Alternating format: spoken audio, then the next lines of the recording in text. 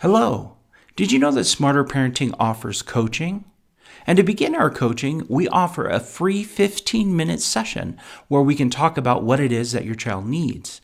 When you register for coaching, I'll send you a questionnaire so we can maximize the time that we spend together in talking about what will be most beneficial for you and for your child. So go ahead, sign up for coaching on the Smarter Parenting website and receive your free 15-minute consultation session. Today we're talking about punishment versus teaching.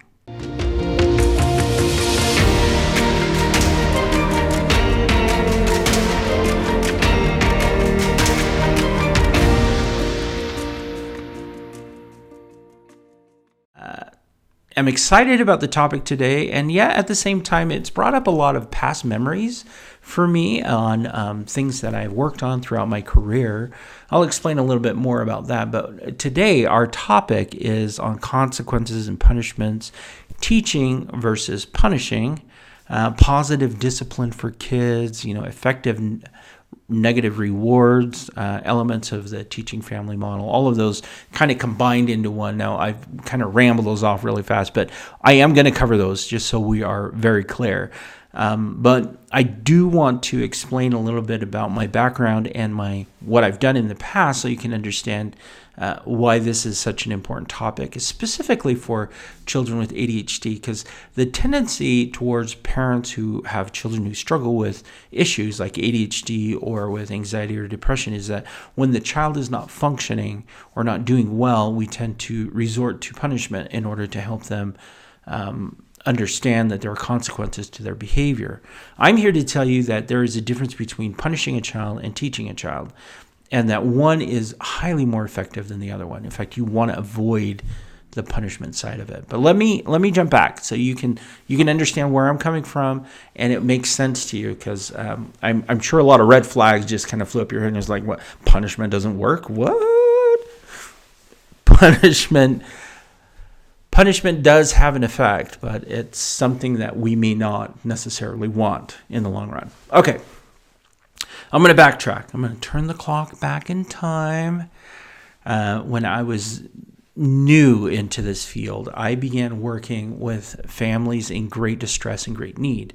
The families that were referred to me were families that were in the court system, and the danger was that if the family was unable to learn the skills necessary, the parents were unable to parent their child, but if they did not learn the skills necessary for them to be successful, then the child or their children would be removed from the home until the parents could figure it out. So I worked with a lot of families on this kind of tipping point. Either they got their act together and they kept their children, or they didn't, and then their child were removed for a time while additional support was brought in order to help reunite the family. The goal was to keep the family together. And there's a lot of reasons why that's super important, because, it's traumatic for a child to be removed from a parent and then to be shuffled around in a system and then try and reintroduce them back into their family. So that was the goal, and that was the population that I worked with. And I worked with them for over 12 years in that very specific fit. I worked with families from all over the world. I speak Spanish. I'm fluent in Spanish. And so if you speak Spanish, hola, ¿cómo está? I also speak Pacific Islander language called Tongan, which is what I am. So I work with families there, and with ASL. So families who used American Sign Language. So I worked with those families that spoke English as well.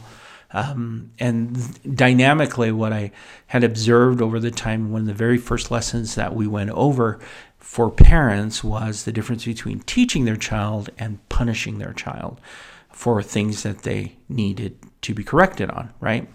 Because we needed parents to parent. We needed parents to be able to set good boundaries and help their children be successful. Usually what was happening is the child was just running wild and the parent didn't intercede or didn't act on what needed to be done. So this is the very first lesson. It's kind of like the rudimentary thing that we went through, the difference between teaching and punishment.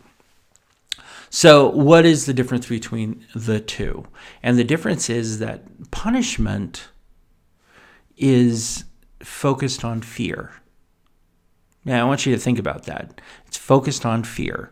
So I used to watch this show called Cops. I don't know if y'all seen that. Bad Boys, Bad Boys. I used to watch it. I know. It's such a weird show. It's not been on the air forever, but it operated on this idea that people were scared of being arrested and scared of going to jail and scared of all these things that may occur to them, right? And that is one way to approach life. Now, for a young child to operate in this realm of fear, it actually is paralyzing to them, right? It's paralyzing, and it actually can cause some additional issues to come in later in life when they are just terrified to act, or they operate on this idea of everyone's out to get me, and there's, nobody, I can't trust anybody. And that's what I found with the families that I was working with. When the parents did implement some type of consequence, it was usually in this area of fear. Some families were, if you don't stop that, I'm going to come over there and take off my belt and I will whip you, right? Yeah, I do not condone that at all. But again, that is operating in an area of fear, which is not helpful for a child. In the area of teaching, that operates in an area of possibilities, in looking on what can I do to address this in the future better than I have now, right? So it's a future thinking, and it opens up this idea that your child can make decisions and choices. And teaching helps them understand what to do next time this behavior happens. In teaching these concepts, and I had mentioned that I work with different cultures, because different cultures raise children differently, right? There's different expectations in the cultures on how to work through children. I have found that when I start teaching this concept, everyone gravitated towards it because they got it, they understood it. Did they always agree with it? I don't know, but they were able to implement this idea that, hey, I don't want my child to live in fear of me. I don't want my child to operate in this space of fear because everything is about punishing. I want to help them learn a better way, and from learning it, they can behave a better way, right? So that's the difference between the two.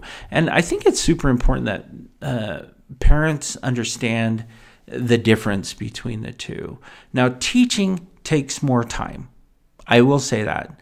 However, the time that you're spending up front to do a teaching interaction or do something that is helping your child learn a new way of being is actually less time than it is when you're operating in an area of fear and later on you're trying to develop a relationship with them or have some positive interaction with them, right? In the families that I worked with where there have been these problems, sometimes we'd go back and we would evaluate how they were raised, and often it was in an area of fear. They were scared that, that their parents would give them some type of punishment, and so they behaved a certain way. That does work in some ways, but it's not helpful for a happy relationship with your child. And I think it's safe to say that parents do want to have a good relationship with their child. They don't want their child living in fear. Who does? And children shouldn't have to live in fear, right? Now, am I anti-prison? Absolutely not. But I guess what I'm saying is, in this case, that's why we have laws that are different for children and for adults. When a child commits a crime and is involved in the court system, there is more teaching going on in order to help the child recover and become a successful adult. When you become an adult, the expectation is right from wrong, and if you don't do the right thing, then there is a punishment for it, right? So, even understand that our system, the way that it's structured, is on this teaching when you're young and then punishment when you're old. I kind of wish we would bleed over a little bit of the teaching into the older part, and I think that there are some elements of that inside the corrections for adults, but not always. So, anyways, Now, when you're using teaching, what it also does, I'm going to list these, is it models good behavior. You are positive throughout the interaction, and it opens up possibilities, and it helps your child evaluate what's right and what's wrong, right? Now, if your child is operating in an area of fear, it could actually lead to some mental disorders, emotion dysregulation. They can have self-esteem issues. They can become either bullies or victims of bullies in the future. And usually kids struggle with academic performance. So through the punishment, right? We want to always focus our area on teaching. We want to be able to teach positive behaviors. So what does this look like, right? What does it look like to teach? If somebody presented me with a behavior, for example, there was a family that I was working with where the behavior was the child would not do their chores, just wouldn't do them, right? So the parent threatened to whip them with a belt in order to get them to do the chores, right? So we implemented quite a few different strategies in order to help the child comply with what they needed to do. And we did not move into the area of having the child scared of the parent. So that included the parent sitting down with the child. And what we did was we made a list. And you can find a way to do this on the Smarter Parenting website. We have so many skills over there. It would be super helpful for you. But we adapted it. And it's a really cute way that we did it. So what we did is we had the expectation of the child doing the chores, and we gave it a very specific time on when it needed to be done. So it needed to be done right after dinner. And then we listed off for the child some of the positive rewards that they could receive if they did that. And we listed 3 or 4, right? And then underneath that, the parent put down a consequence if they were unable to follow through with it. And that's something that the parent chose. So the first 3 or 4 things that were rewards were determined by the child. And they fit appropriately with the task of doing the chores, meaning it wasn't over extravagant. It wasn't this amazing reward, but it was enough to match what they expect their child to do. And then the parent actually chose what the consequence was. And when the child actually saw that, they actually were more motivated to do the dishes because they noticed, oh, there are a couple of rewards. Now, the child could only choose one of the rewards, which was, I think one of them was like stay up a little bit later at night after bedtime. They could stay up for an additional 15 minutes, and then another one was they were able to stay up and have a dessert with parents, some ice cream. I'm always good for ice cream. Stay up with the parents and have some ice cream. So they saw those and they're like, wow, if I do that, I have a lot more positive choices to make. And if I don't, then I have this consequence that I need to follow through with. And what we found is that the child actually was more motivated to do the dishes and follow through with the chores by implementing this. Now, this was not about punishing the child for not doing it. It's about finding creative ways to teach our child that when you do the right things, good things will happen. And there's a lot more good than there is negative when you do the right things. So that's an example, at least one of the examples that I remember from a family that I had worked with that would be super helpful probably for another family to try. But there's some additional ways to do this. You don't have to do it that way. Obviously, there are multiple ways to teach. You'll find that the skills that you find on the Smarter Parenting website are all about teaching. And they teach some very specific things, like how to make good decisions. How to make good decisions, how to effectively communicate. I mean, there's quite a few different things that are on there that you can teach your child to do and help your child with that. So back to the punishing and the teaching, you do have to ask yourself the question, when I'm raising my child and I'm giving them a consequence, if they're not following through with behaviors, am I teaching them or am I punishing them with my behavior? And if I'm punishing them, do I want them to fear me? Do I want them to have this idea that fear is the way that they should navigate through the world? Or am I teaching them to become independent and successful and resilient people who can notice the good and act on their own, motivated by their own values? Those are the questions. Now, in working with the different families that I've worked with over the years, this concept, even multiculturally, made sense to all of them. And they were like, no, I want my child to love me. I think that's a kind of a universal thing. I want my child to respect me. I want my child to be successful and independent. And so we worked from that framework. Okay, well, when things happen, we have to always be in the mindset of we just need to teach to this. We don't need a punishment. We don't need to be angry. We just need to understand our child doesn't understand this, and now we have to teach them. And sometimes we'd have to teach them more than once, sometimes 3, 4, 5 times. It would take a while for them to get it, but we remained in that sphere of teaching. That's where we wanted to be, right? So that's the difference between the two, teaching and punishment. Really, you need to focus on the teaching, people. You need to focus on the teaching. Teaching is where it's at, and you will receive benefits from it in the long run. Greater relationship, trust, independence. All those wonderful things. And it will give your child more value, self-esteem, in their ability to make choices on their own.